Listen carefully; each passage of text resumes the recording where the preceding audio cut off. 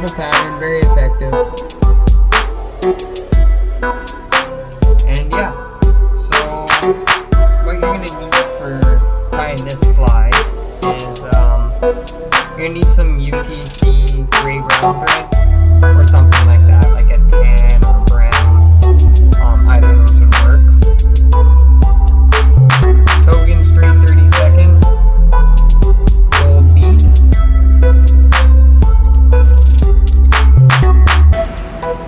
A Tokens curved nymph size 14.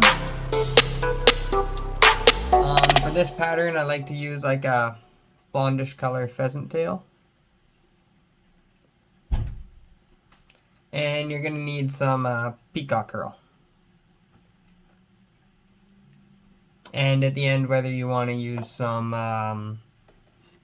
UV resin or hard as nails or anything to coat it at the end, strengthen it up. So we're going to get going here. We're going to start off tying on our gray-brown thread, brown, rusty brown, light brown, whatever color brown you want. And I've been testing out these new Tokens little clip scissors here. Once again, I had it in a previous video. I love these things. They're great, light, leave no tag. Good little scissors. Check them out. So we're going to build ourselves up. I got a nice bead for a little bit of weight here.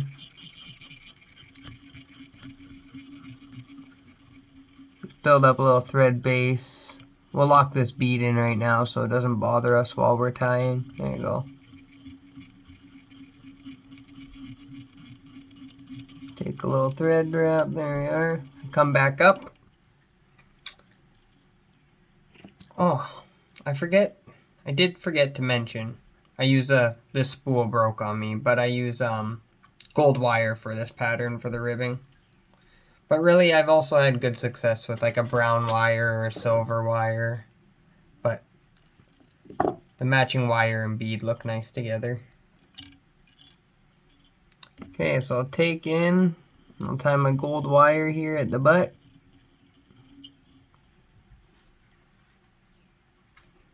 Take a pinch of these feathers, of the pheasant I mean. I think I have like 6 or 7. Let's see there. 1, 2, 3, 4, 5, 6, 7 strands to make my tail. They separate when they're in the water and tied on here. So measure that on the shank of the hook. Bring that back. Oh, I'm missing a couple strands there.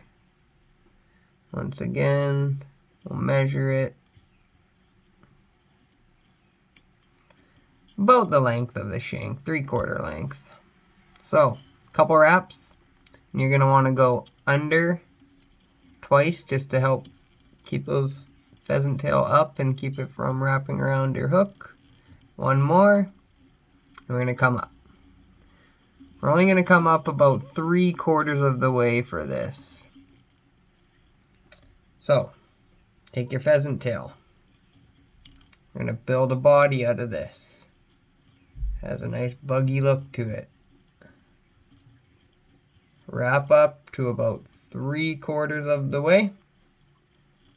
And let's secure it with a couple wraps behind, a couple wraps in front, and you can cut that out of there. So, now we're going to follow up with this gold wire to get some segmentation going on. 5 wraps, 6 wraps, 4 wraps, depending on how big you made your body here. So, I'll take that wire, helicopter it out. Now at this point, we're going to take a thicker chunk of this. I'm talking 1, 2, 3, 4, 5, 6, 7, 8, 9, 10, 11, I don't know, 10 strands or something looks good. We're going to take this thicker end down here. This will be our casing. Tie it on back far enough. You got to leave room for peacock curl. So what I do here, I cut that pheasant tail off. I take this leftover pheasant tail and I break it into 2 even pieces roughly. I set them aside because those are going to be used after. Next, take a strand of peacock curl, tie it in at the tip here. You're going to go ahead and make quite a few wraps, right? Oh, see? Sometimes that happens. Peacock curl can be very fragile. Sometimes you pull on it a little too hard. It breaks off. That's okay. Back out a bit. Take the old piece off. Re-put a new one on. Once again, be very delicate with this stuff. Maybe use hackle pliers or something if you're worried about it. 3, 4. I like to pack as much of this peacock curl in here as I can without making it bulky. There you go. Once again, we'll tie that in with a couple wraps behind, a couple in front. Secure it down so it don't unravel. Cut the peacock curl up. Now, we're going to go back to these chunks of leftover pheasant. And pick one section. Actually, that one piece is a little long in there. So I'm going to pull that out and try to make it a little more even with the other tips. There we go. So now, take that. Couple loose wraps there. Like the positioning of it. Chop that out now or after. So now, we're going to come along and do the same thing on the other side with my other half of my pheasant tails. Pinch it here.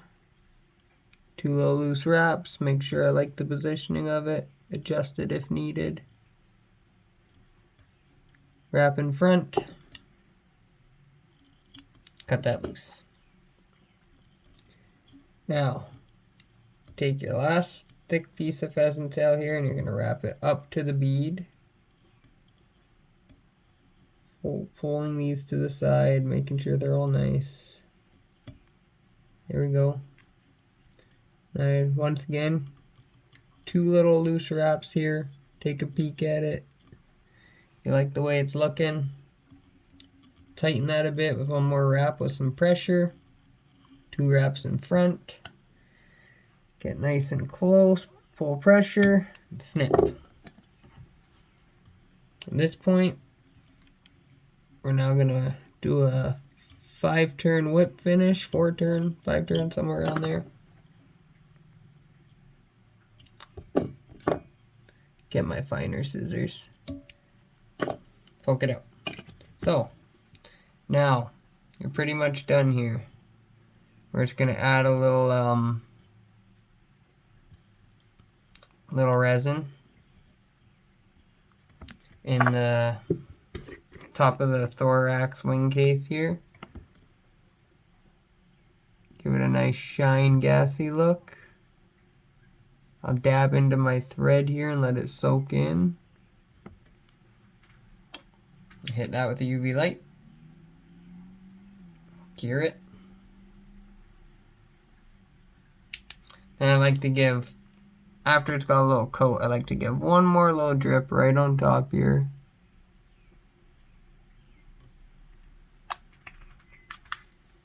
Once again, cure it.